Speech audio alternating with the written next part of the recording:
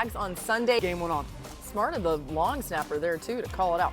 All right, let's go to Tampa, where the Bucs' perfect season has come to an end after losing 31-25 to the defending champions Sunday. The Bucs have been slow starters this season, ranking 28th in the NFL there. Why do you think the slow starts have been an issue for the Bucs? I'm not sure. I mean, you look at the run game early in games. Buccaneers didn't get going. Really, in the pass game is where he was dominant in this last game against Philly, finding those matchups. If it's not going to be the run game, find those matchups earlier. This team has had to be the cardiac kids for the 4 games that they played and almost worked themselves back into an opportunity again to have a chance to win the football game. But they have to figure out a formula to get Bucky. Look, Egbuka on the scene, obviously Mike being out with the hamstring. Bucky Irvin is the key driver to what you do from an offensive standpoint as far as touches and trying to get him to be dominant. Do it a little bit early. If that is the passing game, let's find ways to get him out in space so he can create. The dude is a phenomenal football player, and he can impact the game beyond being in the backfield. So do it earlier.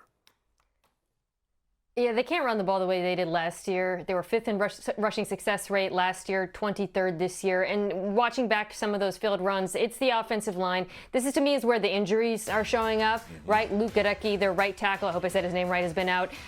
Tristan Wirfs came back from injury. Cody Mauch has been out. And they're still trying to run the same stuff. It's a lot of counter. But when you go back and you watch them against these Eagles, especially the 6-1 fronts that they run, they're just not displacing any bodies on those gap runs. And Bucky's having to bounce runs. And everything starts with that run game for them. So for me, this is really just about the offensive line getting healthy to resume that. It's not a schematic thing. It's not about the backs. I think once their offensive line is healthier, they can get back to running the ball the way they did last season. Yeah, I would say in this game particularly, they were just a bad matchup against Philly because they were down their receivers. Because everyone knows the weakness in Philly's defense is trying to get to really corner 3, right? Yep.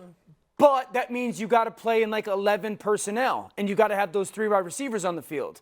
With some of the injuries, you're only in really 12 personnel, 1 back, 2 tight ends, and so then you're really only seeing Cooper DeJean and Quinyon Mitchell at the corner position. So I think that's one of the things that stands out about the game is like you're trying to find that matchup to that cornerback 3, but Mitchell and DeJean are on your wide receiver 1 and wide receiver 2. Yeah. I think that's also something to pay attention to moving forward with Philly's defense is I want to get them in nickel, at least with that outside corner not being DeJean.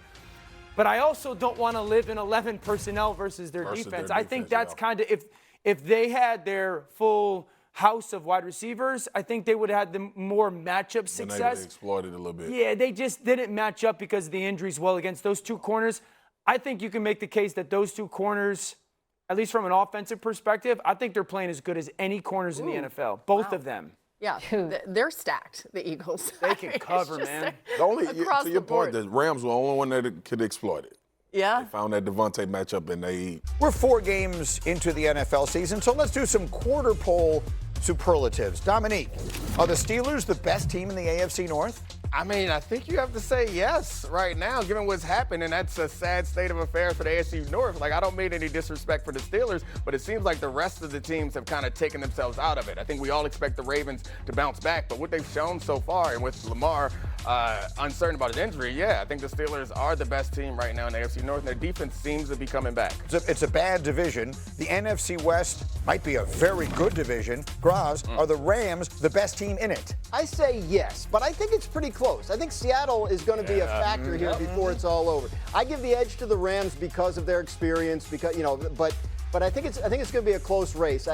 When it looked like they were going to lose to the Colts the other day, I was ready to go all in on Seattle. But bookmark this one. Good I want race. to come back to it. Good race. Seattle is going to be heard from. Finally, Sal, are the Chiefs, who have won 9 consecutive divisions, going to make it a decade? Did Sunday show you they're going to come back and they're going to win the AFC West? Well, yeah, they got Patrick Mahomes the second, and he showed when he's got healthy wide receivers that they can scheme up anything they want in the passing game because he's so accurate, so quick with the football.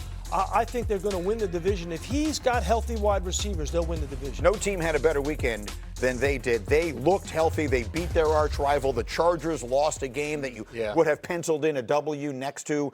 Things really broke their way. And the Chargers lost another offensive lineman, which is it could be significant. Joe Alt is that I hate to see that. That's a bad injury. And already right? down Rashawn Slater. Justin Herbert's getting hit way too much. So yeah, the Chiefs. But I mean, look, fundamentally, the Chiefs getting Xavier Worthy back, massive. Texting with people there. One text I got was funny. He said that's what it was supposed to look like in Brazil until the third play, which is the play where Xavier Worthy got hurt, and then they had to change the game plan in the opener. So having him back and knowing that they only have 2 more weeks without Rashee Rice has spirits high there about the offense and its ability to turn things around. So, I mean, have the Chiefs, writing them off at any point would have been ridiculous considering their pedigree. But it looked questionable.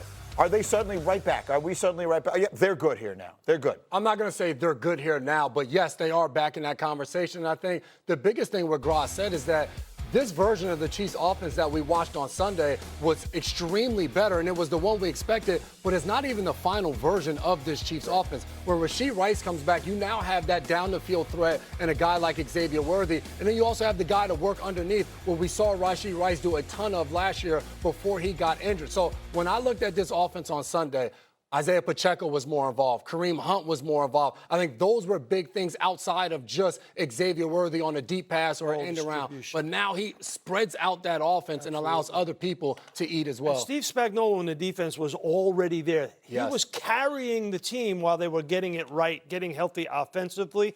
So you know that. Listen, to me, this is a 2-team race in the AFC.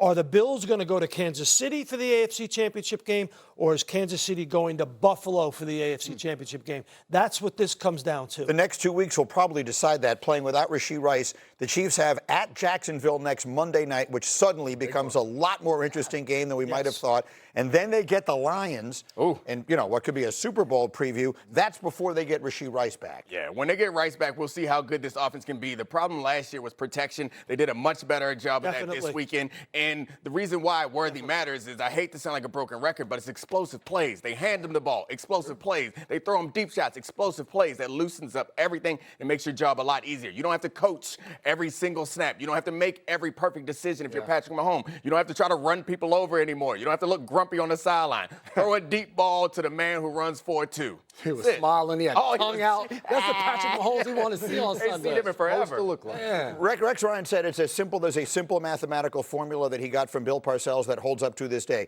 Rushing attempts plus completions.